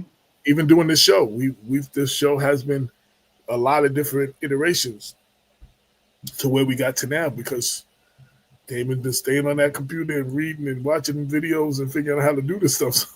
That's the only way. That's the only way. While I'm doing all the writing and stuff, Damon is doing all that stuff and getting it down. Damon, what time is the Black economy on and where? It will be on. Actually, it will be up and running 12:01. So 12 midnight tonight is up. So you can watch it from 12:01 a.m. all through the day. It's on. It comes up. Unlike this, it's pre-recorded. That's what. Right. It's a pre-recorded video, and it really explains. Took me a while to do that. So I hope you enjoy it and check it out. And we're also offering. I was trying to get it up today. A free ebook called The Black Tax Pivot. Everything you need to know about Trump's tax bill. So that should be up hopefully by tomorrow too. I gotta work on it later to get the integration together so you could get it, so you could be able to get the free. Well, it's gonna be free for about a month, and then it's gonna be on Amazon for $7.99. So it's gonna be ebook, and then it'll be on Amazon for $7.99. So definitely take advantage of it. And also the other book, Emotional Politics, Logical Failure, a complete audit of Black politics, because we use emotional politics and we fail in logic because our communities are looking the condition that they're in. And we need to change how we really look at politics as Black people. And I think it's very important that we start that. And I want to thank everybody that is watching and those who are watching. We're trying to just bring a lot of information and to the people, because we gotta grow. It's time. Pharaoh has let us go. The United States government has let Black people go. Don't worry about what these Black politicians say we got to do. No, is that these tax cuts are permanent. I want people to understand that. These tax cuts are permanent. So there's some things that expire in 2028, like the no tax on overtime, no tax on tips, which I think is a good thing. And I was really shocked that there wasn't more people that spoke out for that. And even let's explain, if you're making $100,000 and you make $100,000 in overtime, and especially law enforcement and civil service, they usually make that. So instead of being taxed on the 200,000, you only tax on 100,000. So it takes you out. That used to kill me all the time when I used to work, because your overtime will put you in another tax bracket, which you really don't have the deductions in that tax bracket. You just made the money because you worked a whole bunch of overtime. So what happens is they're only going to tax you on your base pay, which is great, which is actually great. I think that benefits a lot of civil service workers that fall under the that tax deduction. So, you know, and I was surprised that a lot of unions didn't, especially law enforcement unions, didn't come out in support.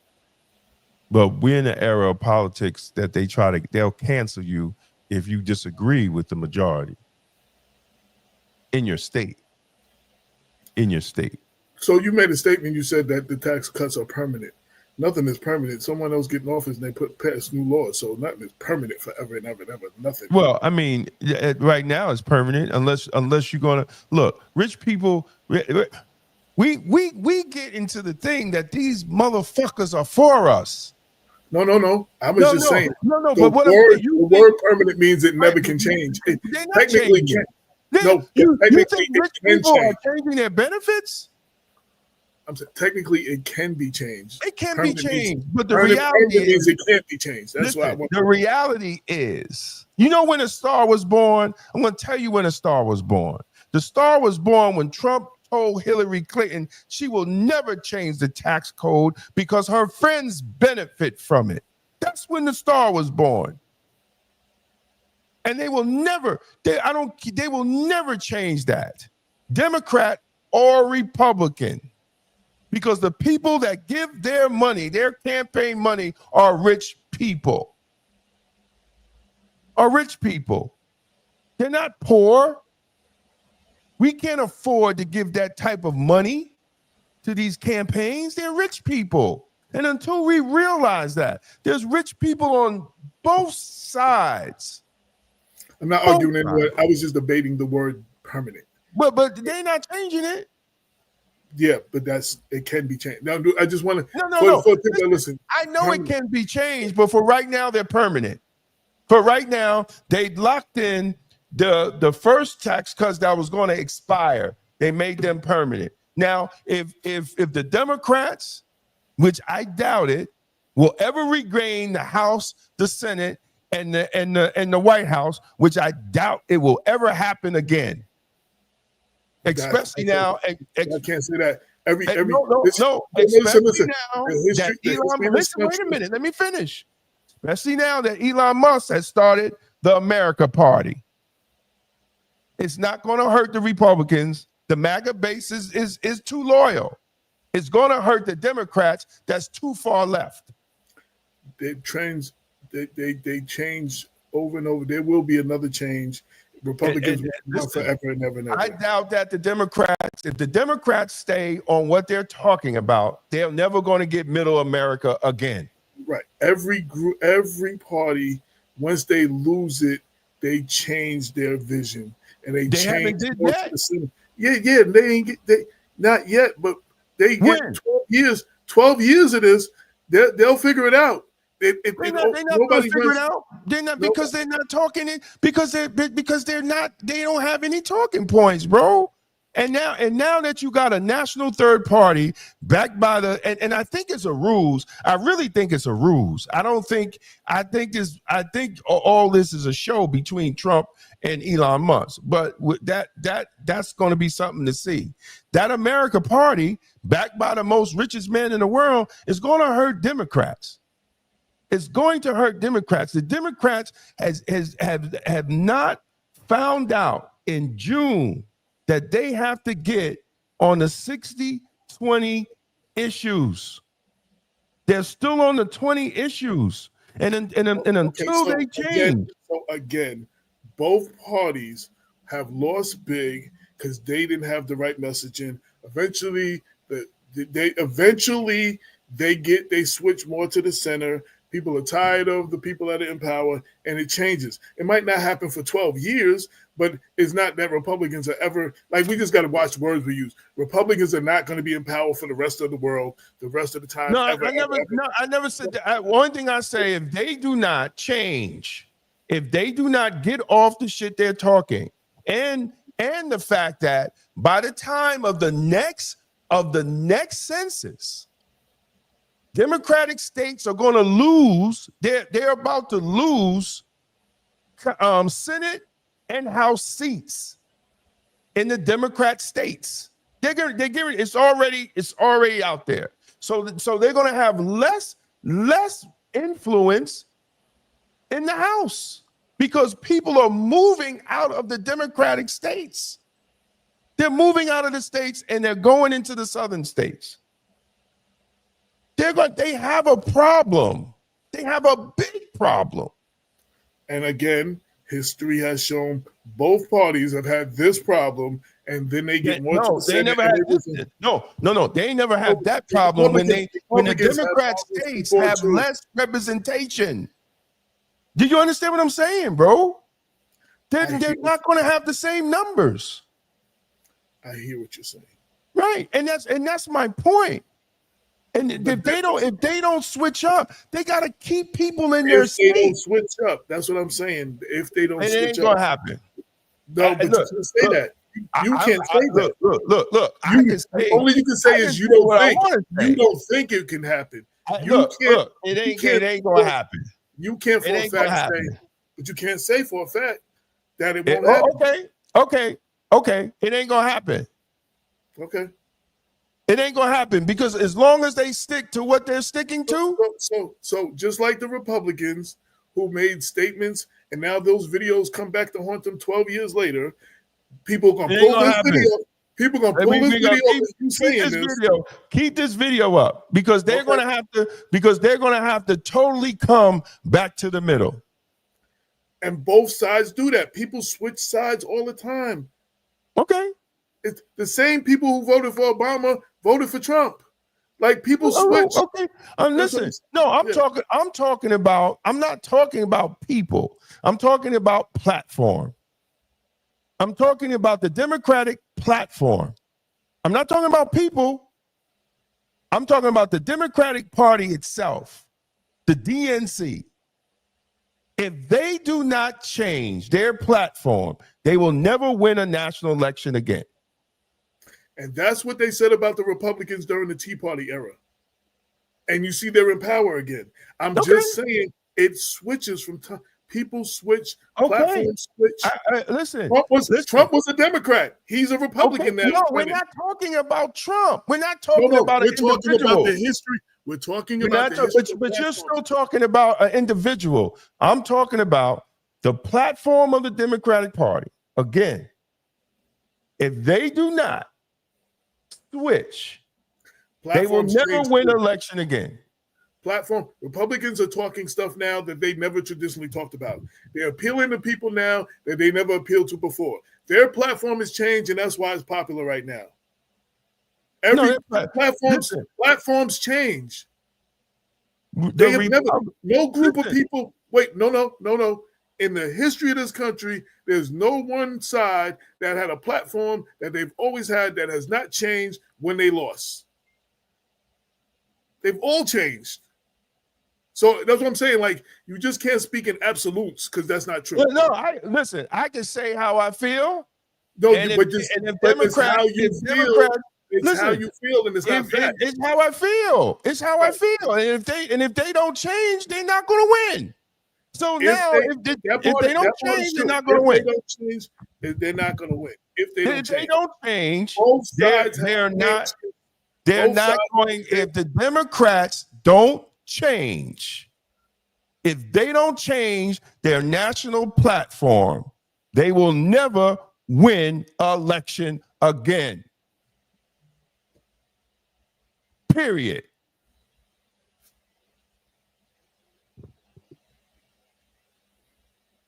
It's a lot more of them than there is us. Hey, listen. First of all, nobody who's losing Medicaid and Medicare. There's nothing in the bill. It's requirements. And if you don't live up to the requirements, yes, you're going to lose it. There's nothing in the bill that says that. I disagree, and we're going to revisit this. You disagree? You got to read the bill. I disagree, and when it happens, no. What's in the bill? What's in the bill? You said you disagree. So what's in the bill that a person's going to lose it? We will I'm not going to have this conversation with you now. Well, you said you disagree. So what? You disagree with me too, and didn't tell me why you disagree. I'm telling you, when it happens, we will revisit the conversation. Well, look, it's like this. Because you're going by you're going by stuff that you're reading that from controlled media. You're going by messages from controlled messages that are going out right now. That does not make it true. Yeah, I'm going by what's in the bill. Yeah, how many things and how many bills did not? I'm going by what's in the bill. You read the entire bill. You read word for word the entire bill, all the small print, all the extra stuff, everything. Dude, they're requirements, AJ. Like, I don't understand. The question is, did you read the entire bill? Listen, AJ, here it is. You have requirements. It's up to 55. You have to work. And if you don't work, you have to volunteer. If you're over 55 and seniors, you got family, you don't lose your Medicaid coverage. You don't lose it. Okay. You don't lose it. It's the people that are not going to work. They're requirements. Okay. They're requirements. So if you're not going to do what's required and you lose it, who's it? We have to have some type of self-accountability. They're requirements. I'm letting you keep talking. Okay, well, I mean, it's on video. Whoa. And if it's on video, and if it's not exactly what you said, we're going to play this video back. That's all I'm saying. Okay. Well, they're requirements. And isn't Medicaid a state program? Google it. You got all the answers. You tell me. I'm asking a question. No, you got the answers. You tell me. You're the one telling everybody what it is. No. I'm just telling you. I just asked a question. You're the one. But you're the one with all the answers. Only thing I said that there's requirements with Medicaid. Period. There's requirements up to 55. It's not 65. It's up to 55. You have requirements to get it up to 55 years old. That's in the bill.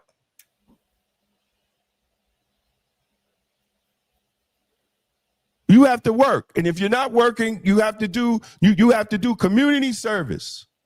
It's 80 hours a month. That's in the bill. And you read the whole thing, and there's nothing. That's in the bill. You ran it through ChatGPT. You read it through AI. Absolutely. That's exactly. AI is not.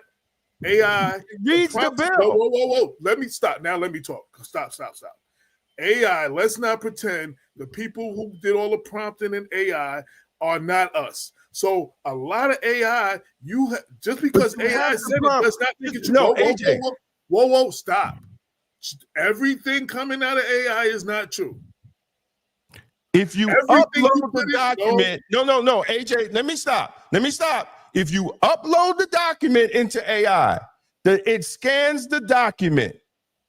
I'm not sitting here asking it a question. When you have AI, you could upload the document in AI. And if you could upload the exact bill. And if you do it 3 times in a row, you will get 3 different things. But it's how you answer the question. I've done this. I've done that. No. You're not asking a question. Listen, you told me you sent something to me from AI, and I sent it back. Dude, you got to ask the right question. You just said you uploaded the document. You just said you loaded it up without asking no question. No. I said you load up the document, then you ask the questions. What does this do? How does this affect? What you gotta ask questions. And you gotta put the correct prompts. So if you're not putting the correct, if you do it 3, I did this. If you do it 3 different times and ask the questions, you get 3 different answers. Because you gotta keep on answering the question. No. Well, listen, I don't know how you use AI. Okay. I don't know, but I took a whole long class. So for you, prompting with AI. Everything comes out for you is right. It is what it is. Everything for you. Nobody else. Everybody else has this problem, but for you, nobody else. No. What I'm saying is you're gonna get if however you prompt is how you prompt. People prompt different. People prompt different. And you know what? And that's fine. But if you upload the document, and you ask the question, what is in this document that affects African Americans? It's going to break everything down. What is the requirements for Medicaid? Does Medicaid cut according to the document? What are the benefits for entrepreneurs in the document? It's reading from the document. And then you can ask it. Wait, and then you can ask it. Wait a minute. Right-leaning responses and then you could ask, but it's based on the document. It's not just like, look, it's not like you're asking in a question and it searches the internet for the answer. Listen. Let's stop. You could do it two ways. No, we're gonna have the conversation. You could do it two ways. We're gonna have the conversation. You're talking and not letting nobody else talk. You go on ChatGPT and not let nobody else talk. We're not having a conversation. But dude, we're not having a conversation. We're not having a conversation. Damon is talking, and that's all that matters. Okay. I mean, you're telling me how I do it. And I'm trying to explain to you. You can ask it. You don't confirm stuff. I know because I've checked your stuff and had to correct it. You don't confirm everything. You just put it in, and whatever it says, you go by. No, that's not true. You don't interfere. Okay. That's not true because you told me, and I'm like, yo, dude, this is where I got it from.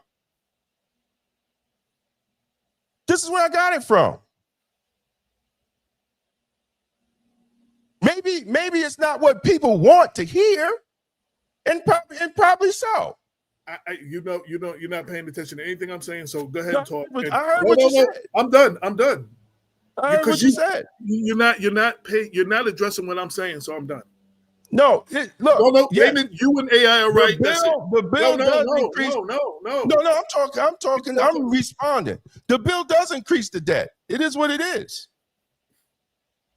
Like, listen, you had whatchamacallit and said that debt is not a problem. And he was a Democrat. And I put the video up. So now if the other side is increasing the debt, they just said the debt wasn't a problem. There's always debt. Again, what you don't do is confirm. Every video is not a real video. What are you talking about? It was the hearings. What are you talking about? I post the hearings. It was the hearings. I sit and I watch the hearings. When I post something, especially what a politician said from the hearings. And when I tell you what somebody say, you tell me they don't know what they're talking about. Why? Well, I mean, that'd be my opinion. But you don't want to hear that this is what they said. Listen, if that's what they said. But you told me, I'm responding to what you said, brother. I posted that from a hearing, a congressional hearing. When homeboy that's from New York City said the debt is no problem. We always had debt. That's what he said. When he was responding to whatever the people that do with the finance. I can't even think his name. And that's what he said.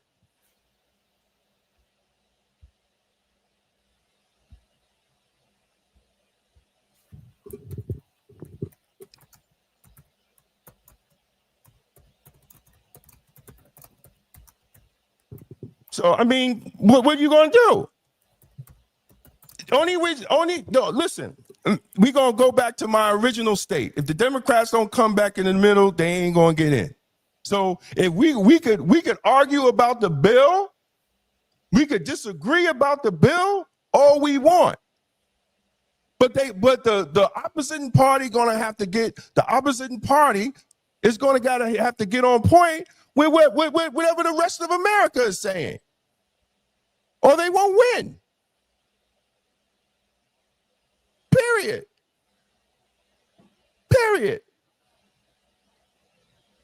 We was dealt this hand because the Democrats wasn't listening to the people on the ground.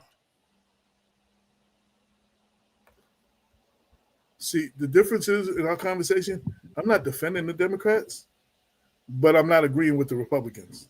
I'm not agreeing with the Republicans neither. No. I'm not saying. Point, no. Listen. Can I finish? Can I finish? Bro. Can I finish the sentence? Right. You keep acting like I'm defending the Democrats because you keep bringing up Democrats. And I'm no. My point. Let me finish the sentence. Damn, dog. I'm not defending. I've criticized the Democratic Party. I'd say they always fumble the ball on the 5-yard line. So when you talk to me like I'm not the person defending the Democrats. You're not I never talking said to you me. was. What? I never said you were defending Democrats. What? I don't trust half the shit that come out the Republicans' mouth. Neither do I. But so when they when they say this won't affect you this way, I don't believe them. Okay, but you don't. Okay, go ahead, finish, and I'm going to explain my point. Right now, all you're giving me is your speculation, and nothing is based on fact. It's based on how you feel and what you think, and your interpretation of what you read and prompted in AI. Your interpretation. Okay. But guess what? They still won. They still won.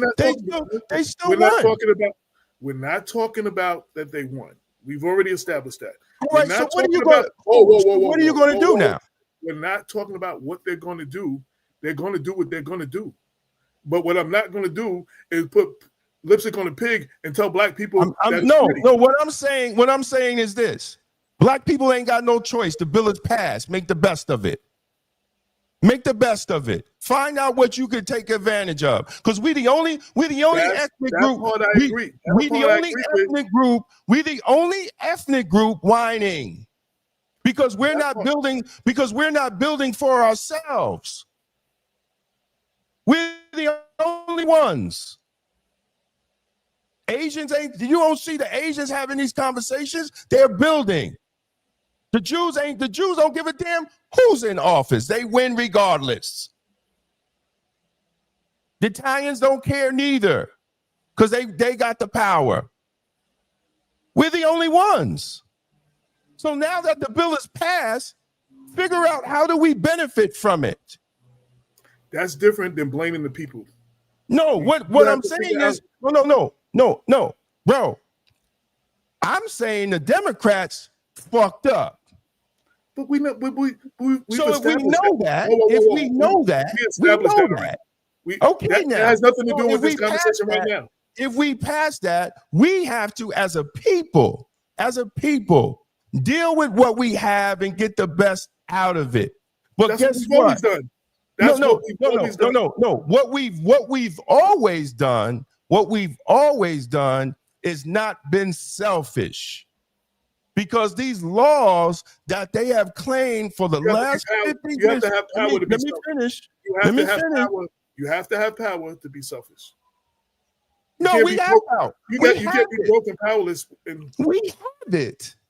We're just not using it, AJ. That's my point. We have it. We have all the power we want. We have it. We just don't have faith. We don't have unity. And we don't have self-accountability. Well, the unity thing, there's a reason for that. We have it. We have it. And they know we have it. That's why they send these Negroes to be our leaders. That's why they do it. Because they know we have it. We have a GDP bigger than countries. We addressed that earlier in the show, and I'm not arguing any of that. See, two things can be true. It's either one way or the other for you. Two things can be true. What you're saying now is true, and some of what I'm saying is true too. Two things can be true. That's what the fuck's wrong right now. Everybody's on. It's this way or it's that way. It's not just one way. Two things can be true. The Democrats did fucked up. The Republicans ain't doing shit for us either. No, but we have to do for ourselves. Nobody. I have never said that. But we've always 11 years. That's the conversation we've always had. So I've never said that. I'm not what that the Republicans is doing anything for us. We've always said we have to do for ourselves. Exactly. Okay, so no, so I didn't just say that. So when you're saying that to me, you understand. No, but I'm just making sure. I've never said the Republicans are doing anything for us. But my point is, now since the Republicans is in power probably for the next 4 years, unless they kill him or do whatever, we have to figure out how to make this work for us. And if we don't, earlier, and I agree with you on that part. All right, then. So we have to take the tax code and do what we need to do with it to benefit us. Let me explain something. We need to learn that. Let me say something. For the last 50 years, if we wasn't following these weak-ass Black leaders, we wouldn't have to worry about Medicare and Medicaid and all that other stuff, because we will have an infrastructure with our $1.5 million. Thank you, Paul. $1 trillion. We would have that, brother. But we're following these damn leaders. We've been saying that for 11 years. So, exactly. And that's my point. Again, and I'm not saying anything against that. We have to figure out where we fit in on this tax bill. But this tax bill ain't good for us. And I'm not going to put anything out there to make it look like it is good for us. It is not good for us. It's not meant with us in mind or not. Listen, we have to navigate our way through like we've always navigated our way through and figure something out.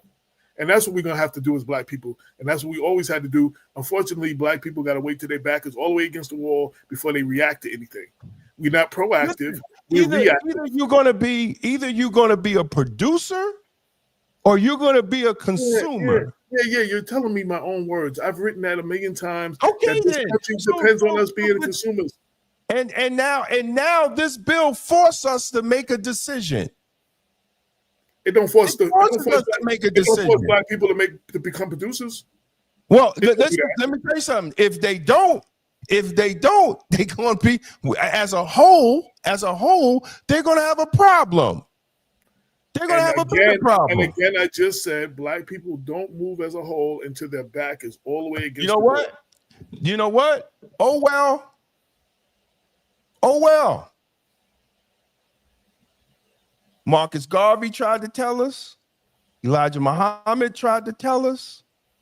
Malcolm tried to tell us. Oh, well.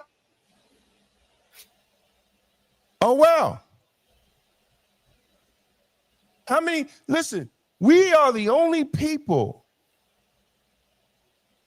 that have been sent prophets. And we haven't paid attention to none of them. Not all of us have paid attention to it. We haven't paid attention. I'm talking about as a whole. Yeah. We haven't paid attention to none of them. And you could tell by how we act. Because we allow white people that are in power to not trust our leaders the same way the white people in power at your job used to tell them new Black officers to stay the fuck away from you. That we allow white people in power to make us. Yeah, but at the end of the day, bro, we sooner or later we just have to, either we're going to do or we're going to die. We're going to do or we're going to die. So you're talking to so just so you're clear, the whole time I've been up here, that's all I've been doing is doing or die.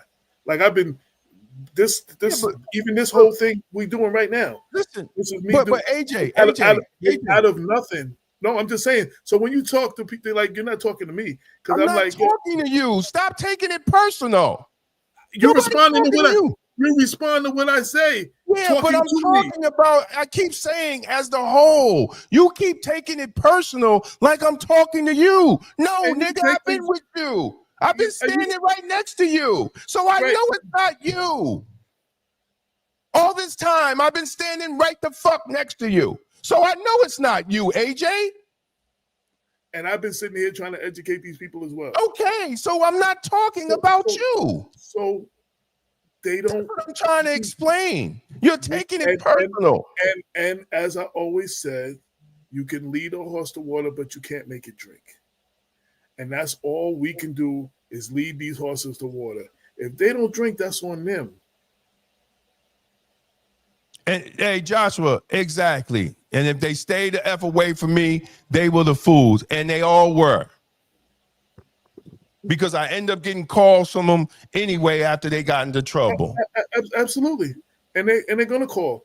The ones that told people not to listen to us. Listen, the moral of the story is this. We have to pay attention. And we have to think about building businesses. Listen, sisters, any sisters that's watching, I don't care if it's a candle business. Build your business. Get multiple streams of income. Multiple streams of income. Just don't go to your 9 to 5. Figure out how you could have a business.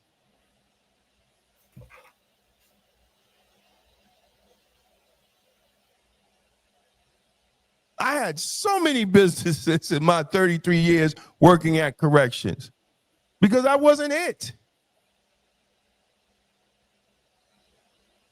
We have to be producers. Everybody has an idea. Work on your idea. Or you could team up with other people.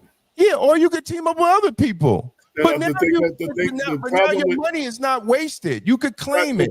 The problem with black people, we don't like to work together. And I keep telling, my grandfather told me early on, yeah, so you can own 100%. 100% of nothing is nothing, as opposed to 20% of a really big successful thing. Exactly. But we have to start thinking about producing. I don't care what it is. If you're good at baking, listen, my daughter started Cupcake Cutie out of the need to raise money at the University of Miami. For her sorority. And she started, and now they got a whole new thing. They got cupcake trucks and all type of stuff. Just out of an idea. And you got to start getting your children into trades. See, we have to change our mindset. It doesn't matter if it's Republican or Democrat.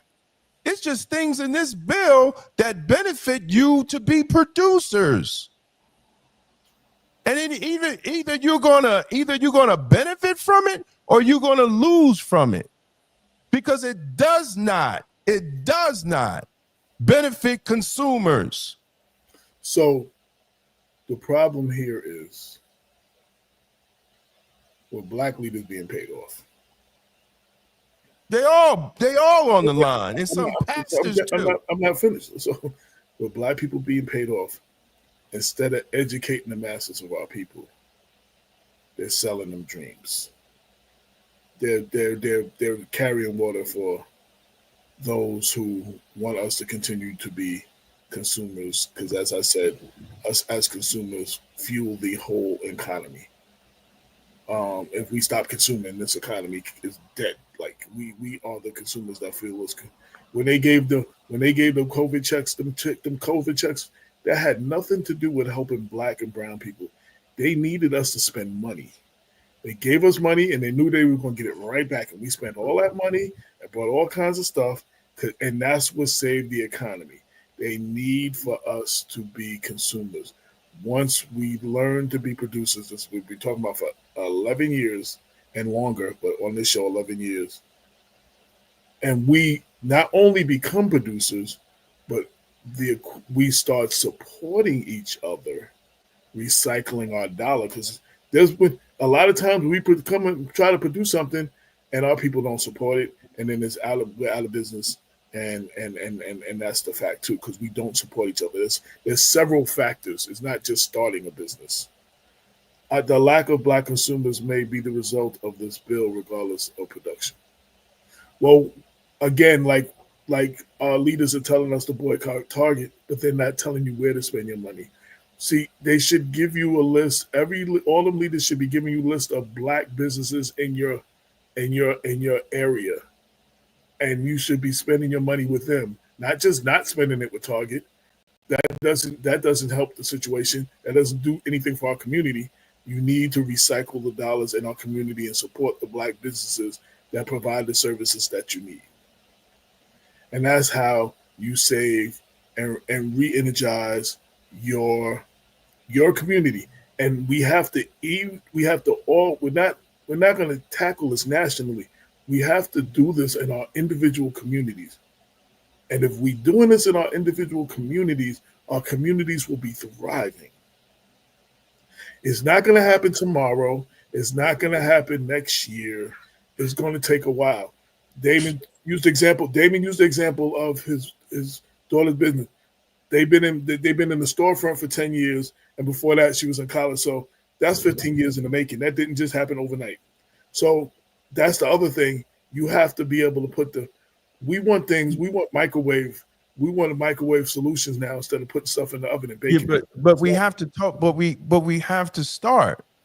No, we have to start. We have to start. But we're not even starting. The thing is, when we do start and we don't get a result right away, we don't follow through. A lot of the businesses fail with no follow through. You get your first bad time and you don't follow through. Well, I mean, that's part of business. See, and right, but we don't understand business. We're not taught business. No, we're not. Right. No. But see, and that's by design. The standardized tests, the schooling, to go to school, to get a degree, to get debt from the student loans and all of that stuff, to get certain jobs, to be sheep and consumers. That is what we're trained to do. To step out of that is scary. To go to the unknown is scary. To not have people that support in your community and older people to show you how to do it, and you got to figure it out yourself. You know what I'm saying? All of that is scary, and everybody don't have that in them because we were all taught to do things in one particular way. I'm just happen to be one of them people who've always bucked the system and never. That's probably why I'm in some of the situations I'm in now, because I didn't do all of those things. But until we are serious, and I don't think most of us want to listen to people who know business. That is true. And they don't have to look like you. See, that's the other thing. That's the other thing.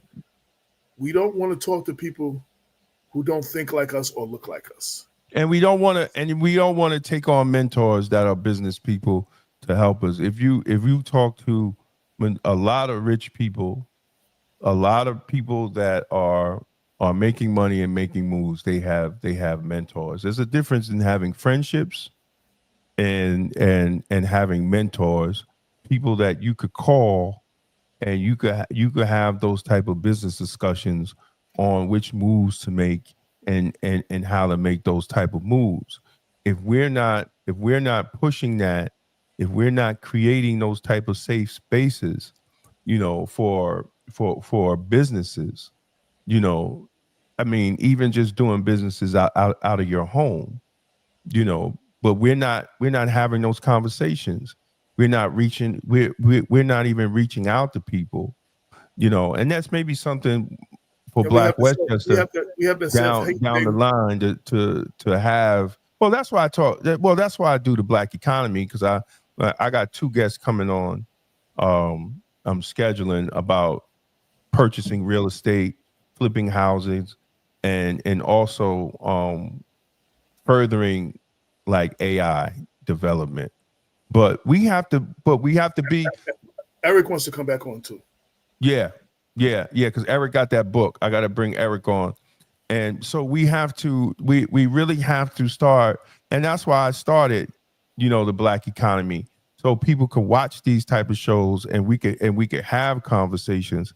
And I'm probably going to do a show on which is the best business, whether this LLC, S Corp, or C corporation, which will be best, because a lot of people say LLC, but there's ups and downs in having an LLC. But if we're not talking about that, If we're not showing somebody that, yo, dude, like you could get it done for $300, or even if you want to do a nonprofit, here's the way to do a nonprofit. You know, that's what we're missing in our communities. Yeah. Also, Yeah. and I also want to say one more thing too. We also, the self-hate in us, and like we have people who make it and they climb that ladder and then they pull the ladder up behind them so nobody else can climb it. We have too many of our stakeholders and some of our leaders that are more empowered. They're more focused on them staying in power than empowering other people. You know what I'm saying? And that hurts our community as well. There are things that, and it's us as a people that are doing these things. But there are things, and those things have results in some of the outcomes that we have now. So, again, when you don't have, you're trying to buck the system and do this thing, but you don't have mentors and people that you can look to, and nobody in your family's ever done it, you don't always know where to look. So you have to find that. You have to go out and find that, and sometimes you find a couple of foolish people before you find the right one. But you have to go search that out yourself. You have to seek that out because we don't have enough examples, and we don't have, again, that whole I made mine, now you got to make yours, instead of trying to help the next person up. We have too much of that in our community, and that hurts us as well. And those people who climb that ladder, you didn't climb that ladder by yourself. Somebody helped you up. Like nobody climbed that ladder by themselves. You know what I'm saying? And then you don't continue to bring people up behind you. Our elected officials stay in power until they die. They don't groom leaders under them. They just hold on to the position till they die. And then now we got to start all over again because the people under them don't know what to do. Listen, man, we got a lot of problems in the black. These are the cycles we have to break. And they are cycles, and they are breakable. And I want to, as we closing out the show, I want to bring up something that Damon said. One of the things, we are a spiritual people, and faith is very important in this element of all the things that we're trying to accomplish. You cannot do it without faith. Black Westchester wouldn't have survived 11 years now without faith. Like, you can't do anything new and anything against the grain and any of this stuff without faith, believing in something. You know what I'm saying? You just have to have that. I'm not telling you what thing you have to believe in and what belief you have to have, but you have to have some sort of faith and belief. And without that, you can't do nothing else. We do have to start working together. We need to find like-minded people. We like to talk about the Bible and stuff. We like to quote stuff. All the preachers quote the Bible. Jesus talked to millions of people, but they only picked 12 to walk with him.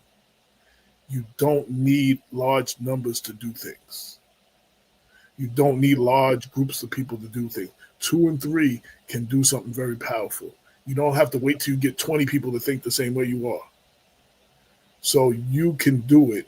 And we have to understand these things, and we have to work together, and we have to support each other. And once we build these things that are quality, we need to support them and keep supporting them so that they can stay in power. And that's how we continue to build.